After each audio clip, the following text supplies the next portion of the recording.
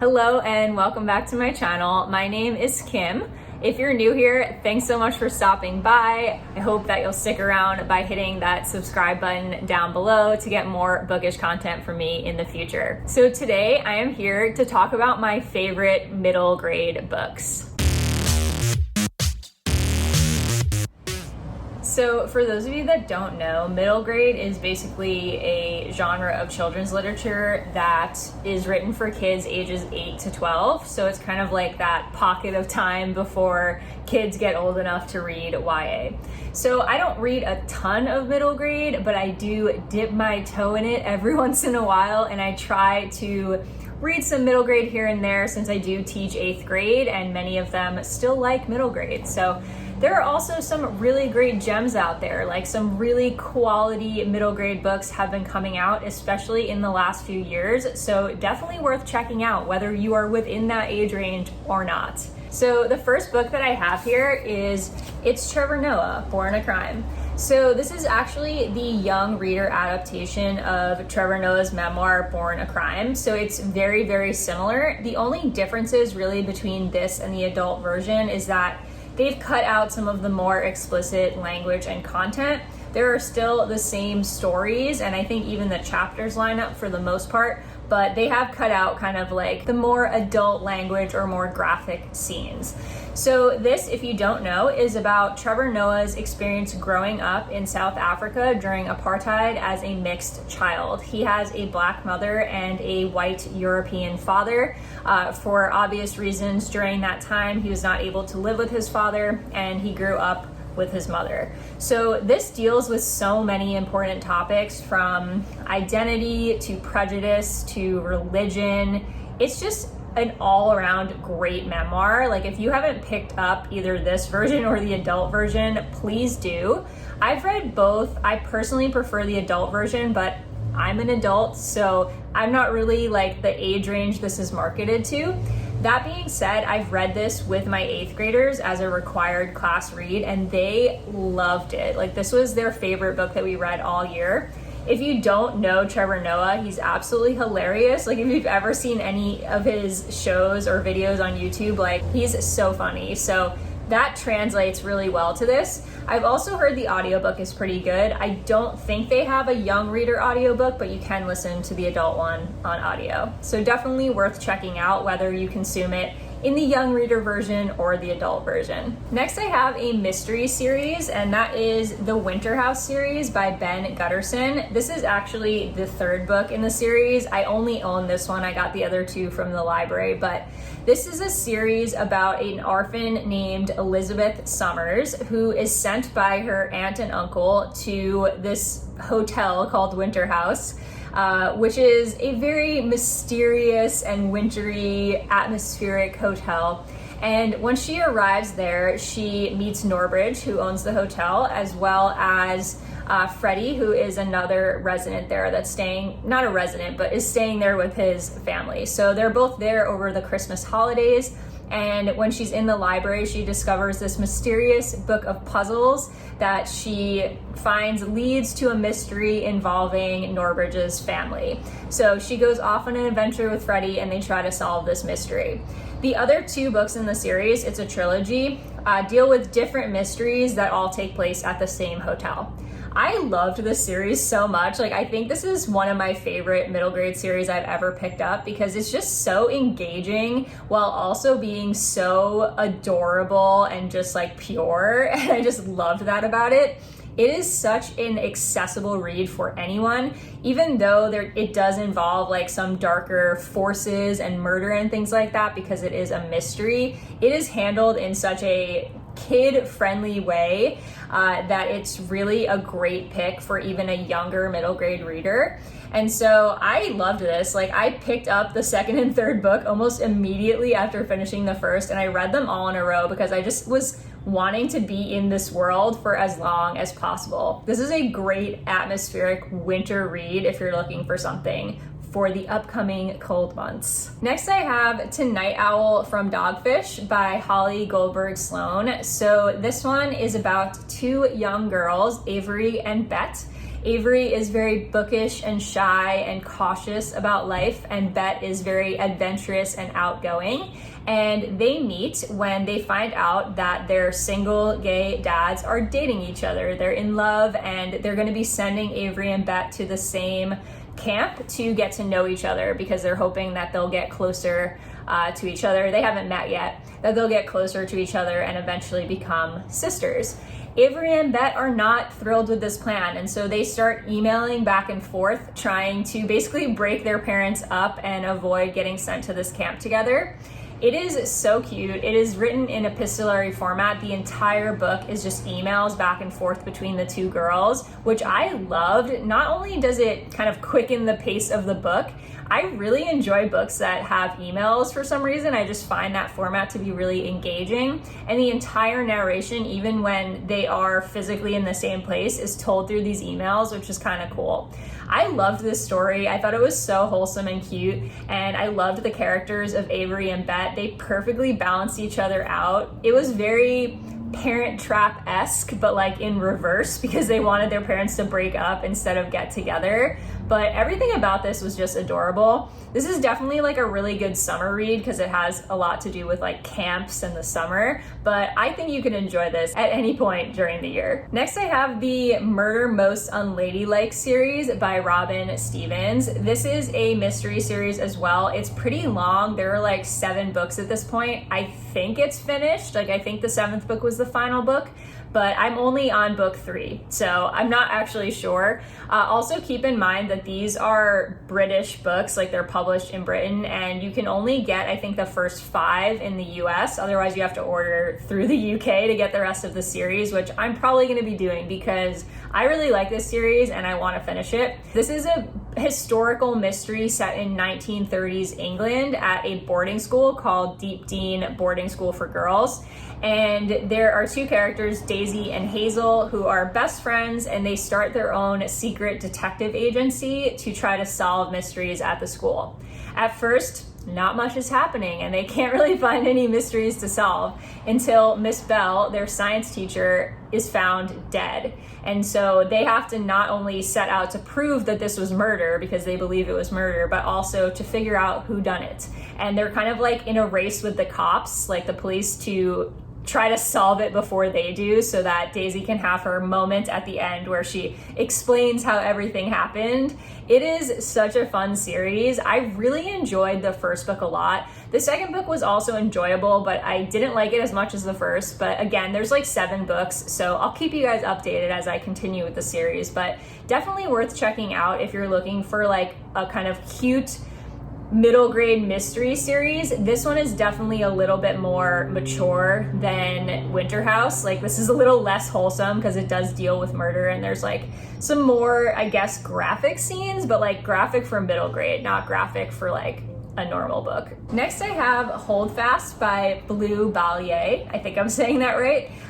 This is a pretty popular middle grade author if you are familiar with middle grade. This author has been writing middle grade for quite some time.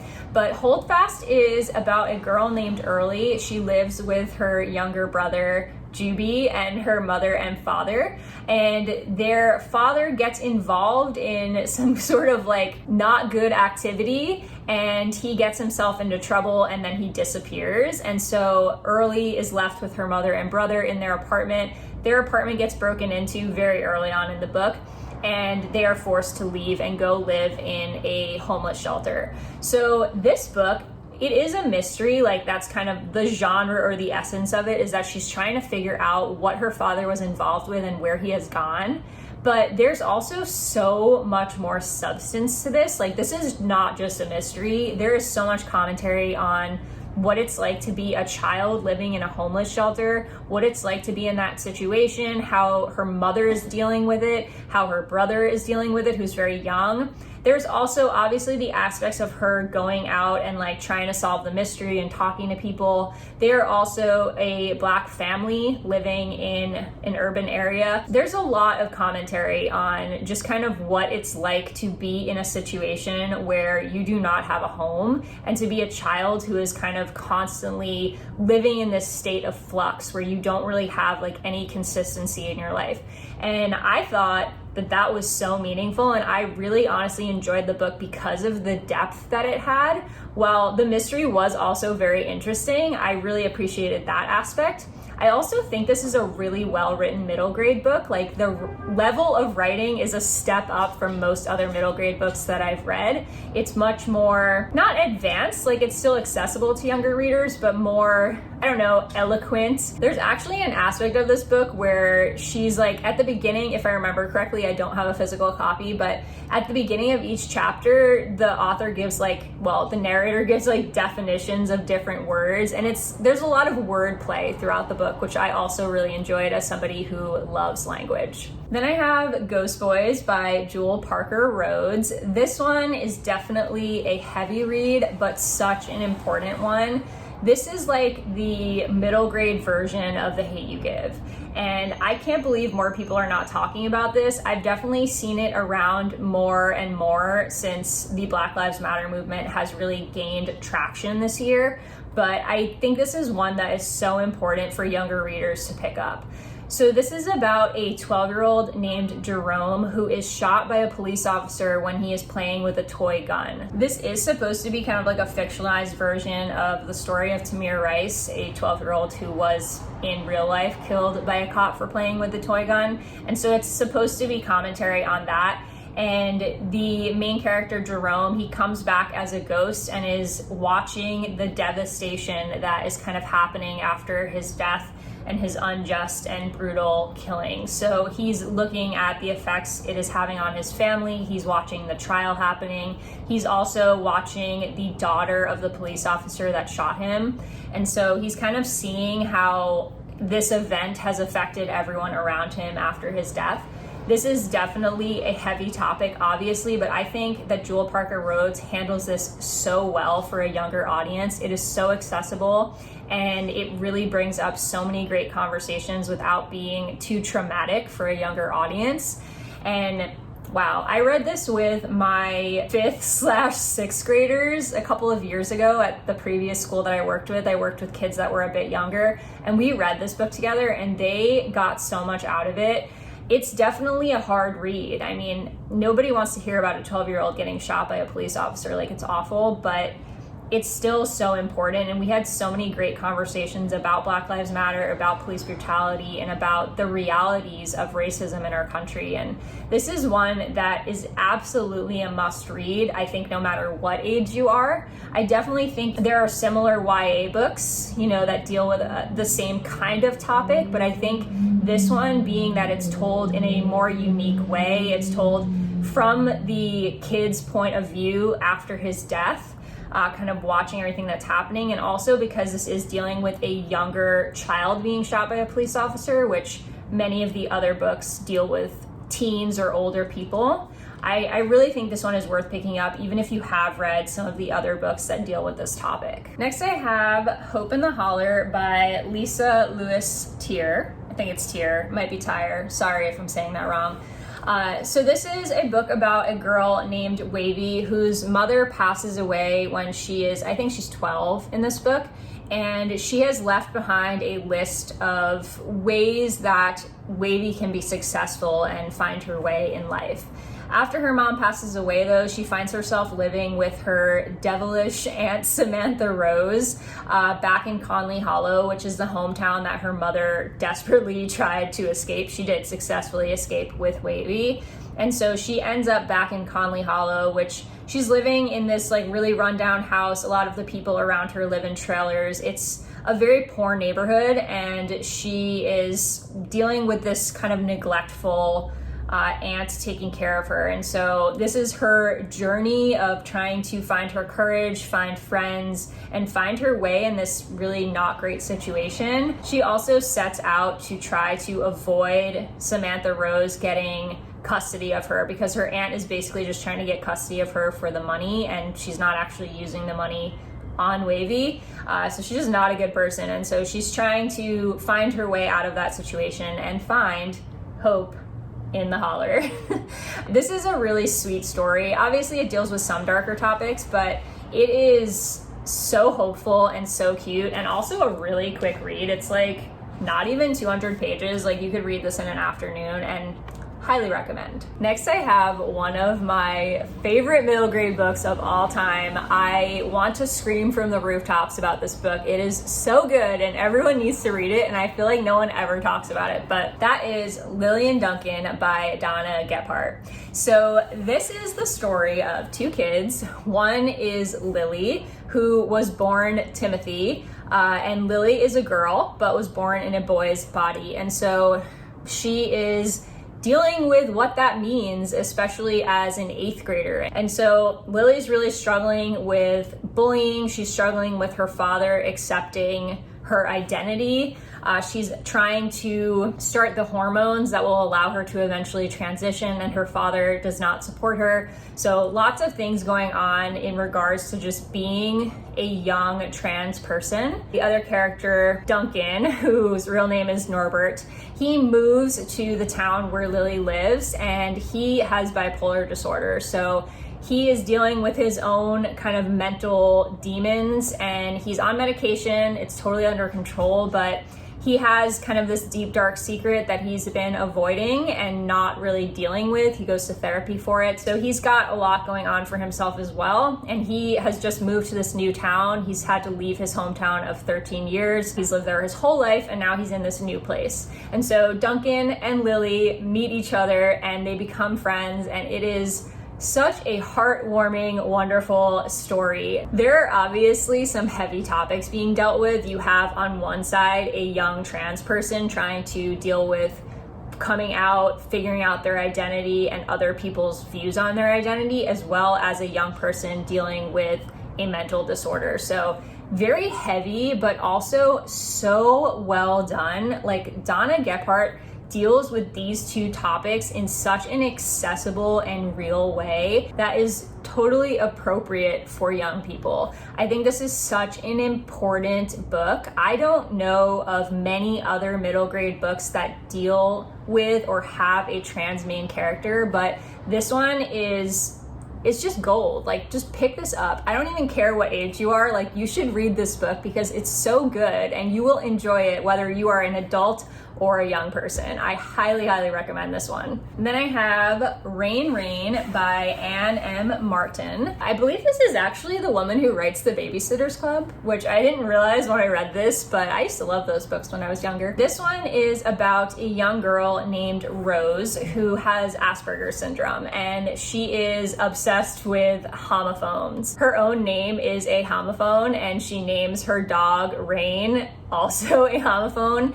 She just loves homophones. She has like a list of them and she's constantly adding to it. Anyways, so Rain is a stray that her father found and brought to their home, and they are inseparable. Rain and Rose spend all of their time together, and she really finds comfort in her dog.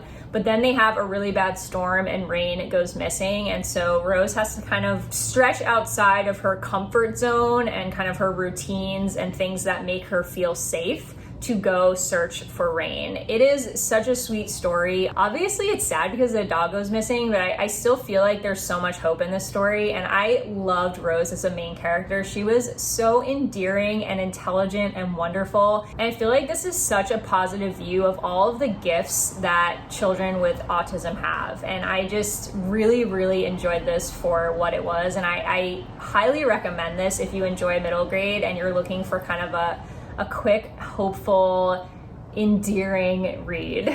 And lastly, I have The Whole Story of Half a Girl by Vera Hiran-Andandi. This author is actually really well known for The Night Diary, so you may have heard of that book. This book I feel like no one ever talks about, but I actually enjoyed this more than The Night Diary. So this one is about a young girl named Sonia who is half Indian and half Jewish American.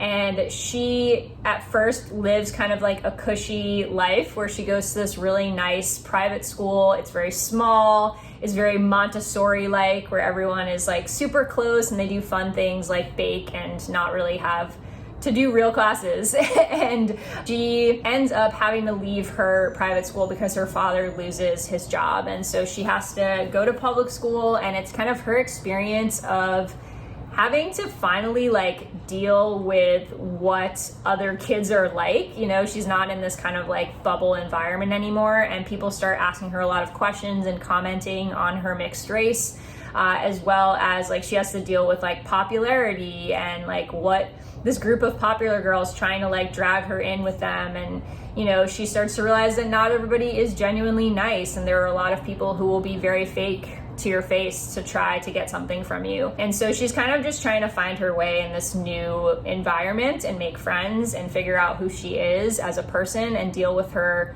identity as a mixed person. At one point in the story, not too long after she starts public school, her father goes missing. And so this isn't really a mystery. Like, it's not really about the father going missing. There are aspects to that play into the story later, but it's really a story of like coming into yourself and identity and learning that your parents are not perfect. Like, your parents are people too, and they have their own things going on.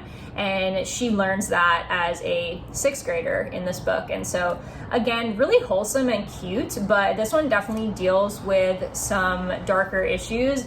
There were so many great quotes in here about race and prejudice. Like, I think that was what I loved the most about this book, is just how much commentary there is on how people get treated and what it's like to be in middle school and be struggling with your own identity, racially or otherwise. And she, in this book, is obviously dealing with her racial identity and being a mixed person, and people's kind of views on that, but so much great commentary. Like, I literally, you can see how many quotes I like posted it in this book, because there were so many great quotes in this. This is definitely a great one to pick up if you're looking for a coming of age story that deals with identity and race.